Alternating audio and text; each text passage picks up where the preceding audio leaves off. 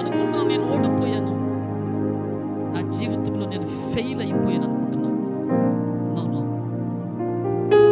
అక్కడే ప్రారంభమవుతుంది మన జీవితం. నువ్వు ఓడిపోయిన దగ్గర జీవితం ప్రారంభమవుతుందనే ప్రత్యక్షతలో నువ్వు రా.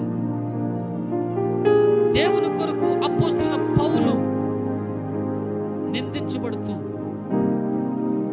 అవమానపరచబడుతూ, కొట్టబడుతూ, చెరసాలలో వేయబడుతూ, అనేక ఇబ్బందులు పడుతున్న దగ్గర అపోస్తలుడైన పౌలు జీవితం ప్రారంభమైంది. నీ జీవితం సమస్య దగ్గరే ప్రారంభం అవ్వాలి. నీ భక్తి ఆ ప్రతికూల పరిస్థితి దగ్గరే ప్రారంభం కావాలా. Oh, what a mighty God we have. What a mighty God we have.